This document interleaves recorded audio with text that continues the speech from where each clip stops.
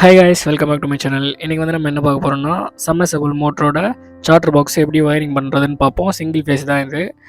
So already நான் மோட்டர்லாம் fix பண்ணிட்டேன், video போட்டிருக்கவங்க பார்த்தீங்கன்னா தெரியும். சார்ட்டர் பாக்ஸ் மட்டும் தனியாக வீடியோ போடுறேன்னு சொல்லியிருந்தேன், அதுக்கான வீடியோ தான் இது ஸ்பெஷலாக.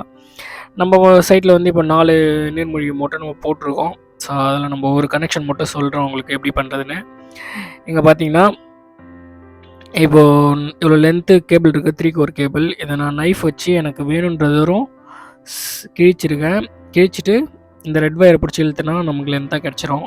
ஸோ கேபிள் அது மாதிரி லைட்டாக ஒரு கோடு நைஃப்பில் போட்டு பிடிச்சி இழுத்திங்கன்னா வந்துடும். ஈஸியாகவே கட் பண்ணிடலாம், ரொம்ப கஷ்டப்பட தேவையில்ல. ஸோ கட் பண்ணி எடுத்துக்கலாம் நம்ம ஃபஸ்ட்டு. ஸோ இழுத்துட்டு நான் உங்களுக்கு காட்டுறேன் பாருங்கள். நான் இழுத்துட்டேன், இப்போது இவ்வளோ தூரம் இழுத்துருக்கேன். எனக்கு வயர் லென்த்தாக தேவைப்படுது, அதனால் நான் இவ்வளோ தூரம் சீவிருக்கேன். உங்களுக்கு வந்து இவ்வளோ பெருசுலாம் தேவைப்படாது, ஒரு 5லேருந்து ஒரு 6 இன்ச்சு அவ்வளோ தூரம் இருந்தாலே போதும். ஸோ எனக்கு லென்த்தாக தேவைப்படுது, அதனால் நான் லென்த்து கட் பண்ணியிருக்கேன். இப்போ வந்து நம்ம இந்த பிளாக் கலர் ஸ்லீவ் இருக்குது பார்த்தீங்களா, அதை கட் பண்ணி தனியாக எடுத்துடலாம், அது தேவையில்லை.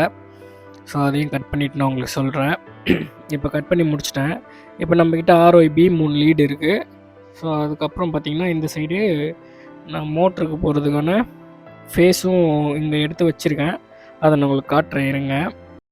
அப்படியே ஒரு நிமிஷம் பாஸ் பண்ணிட்டு ஒரு லைக் பண்ணுறேங்க. வீடியோ பார்க்குறீங்க, லைக் பண்ண மாட்டேன்றீங்க. ஸோ இங்கே பார்த்தீங்கன்னா நம்மளோட ஃபேஸ் இருக்குது, ஃபேஸும் நியூட்ரலும் இங்கே இருக்குது.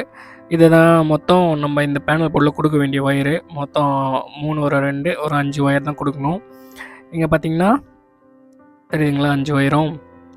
நான் இங்கே வந்து ஒரு சர்க்யூட் வச்சுருக்கேன், 4 ஸ்கொயர் வந்து. அதுக்கப்புறம் இந்த சைடு வந்து நம்ம கேபிள்லேருந்து எடுத்த 3 லீடும் இருக்குது. இதில் நான் அந்த ஸ்ப்ரிங்கு ஓஸ் போட்டுக்கிறேன்.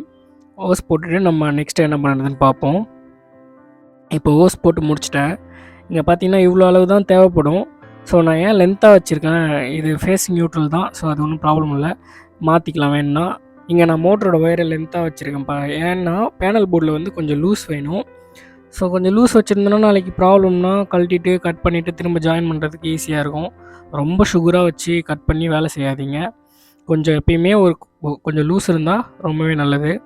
இப்போ நம்ம ஒரு லீடாக கொடுக்கணும். இங்கே இருக்க ஆல்ரெடி அவங்க கொடுத்துருக்காங்க பார்த்தீங்களா, இங்கே PN RYBன்னு இருக்க பார்த்தீங்களா. Pனா ஃபேஸு, Nனா நியூட்ரல், RYBனா ரெட்டு, எல்லோ, ப்ளூ. இதான் அவங்க மென்ஷன் பண்ணியிருக்காங்க. நம்ம அவங்க சொல்லியிருக்க மாதிரி ஒயரை கொடுத்துட்டு நான் உங்களுக்கு நெக்ஸ்ட்டு எப்படி என்ன பண்ணணும்னு சொல்கிறேன். அப்புறம் ஒரு முக்கியமான விஷயம், இந்த கேபிள் பார்த்திங்கன்னா நம்ம ஒயர் சீவும்போது ஃப்ரண்ட்டில் வந்து கொஞ்சம் சின்னதாக சீவிக்குங்க, கரெக்டாக லிங்க்குள்ளேயே நிற்கிற மாதிரி. லிங்க்குக்கு வெளியே தெரிஞ்சிச்சுன்னா பக்கத்தில் பட்டுச்சுன்னா ஷார்ட் ஆகிடும். ஸோ அது மாதிரி ஆகாத மாதிரி கொஞ்சம் நீட்டாக சின்னதாக கட் பண்ணி ஃபோல்ட் மடக்கி கூட நீங்கள் கொடுத்துக்கலாம், ஒன்றும் பிரச்சனை கிடையாது. இது மாதிரி கொடுத்து முடிச்சதுக்கப்புறமா கீழே நான் சொன்ன மாதிரி லூஸ் இருக்குது பார்த்தீங்களா, இந்த லூஸை நான் பாக்ஸ்குள்ளே எடுத்து விட்டுறேன். இங்கே எடுத்து விட்டேன். ஓகே, நெக்ஸ்ட் வந்து நான் லைன் ஆன் பண்ணிட்டேன். இப்போ பார்த்தீங்கன்னா பாக்ஸுக்கு பவர் வருது. நியூட்ரல்லையும் ஒரு டைம் செக் பண்ணிப்போம், ஏதாவது ரிட்டன் வருதா அப்படி சொல்லிட்டு செக் பண்ணிக்கணும். அதுக்கப்புறம் இந்த RYBலையும் ஒரு டைம் டெஸ்ட் வச்சு செக் பண்ணிங்க. இன்கேஸ் பாக்ஸில் எதனா ப்ராப்ளம் வந்துச்சுன்னா அங்கே எதனா நம்ம ஆன் பண்ணுறதுக்கு முன்னாடியே பவர் வரதுக்கான வாய்ப்பெலாம் இருக்குது. ஸோ அந்த மாதிரி எதனா ப்ராப்ளம் இருக்காது கம்ப்ளீட்டாக செக் பண்ணி முடிச்சதுக்கப்புறமா நம்ம வந்து இந்த மோட்ரு ரன் பண்ணி பார்ப்போம். இது ஆல்ரெடி பழைய மோட்ரு தான் நம்ம ஃபிக்ஸ் பண்ணியிருந்தோம், அது ரொம்ப நாளாக யூஸ் பண்ணல. ஏன்னா இதில் ஒரு ப்ராப்ளம் ஆல்ரெடி நம்ம சேராக தண்ணி வந்துச்சுன்னு சொல்லிட்டு யூஸ் பண்ணாமே வச்சுருந்தோம். மற்ற 3 மோட்ரு இருக்குது, ஸோ மாற்றி யூஸ் பண்ணிட்டு இருந்தாங்க. இப்போ நம்ம புதுசாக ஃபிக்ஸ் பண்ணுறோம் திரும்ப வேறு இடத்துல, அதனால தான் சரி அப்படியே எடுத்துருவோமேன்ட்டு. 14 ஆம்ஸ் வரைக்கும் போகுது. உங்களுக்கு இப்போ ரன் ஆகும்போது பார்த்தீங்கன்னா 20 காமிச்சிருக்கோம், இப்போ 14.5 காட்டுது. ஸோ கீழே ஏதோ ப்ராப்ளம் இருக்குது. நம்ம இன்கேஸ் இந்த போரை மேலே தூக்கணுன்னா உங்களுக்கு ஸ்பெஷலாக அந்த வீடியோவும் நான் உங்களுக்கு போடுறேன். ஸோ இப்போதைக்கு இது ஆல்ரெடி மோட்ரு இப்போ ரன் ஆகிட்டு தான் இருக்குது, ஒன்றும் ப்ராப்ளம் இல்லை. அங்கே இருக்க 4 பாக்ஸுக்கும் பார்த்திங்கன்னா நம்ம இங்கே டிபியில் இதான் காமனோட DB. So 4 motor, steps, car parking அப்படின்னு எல்லாமே இங்கே தான் இருக்குது.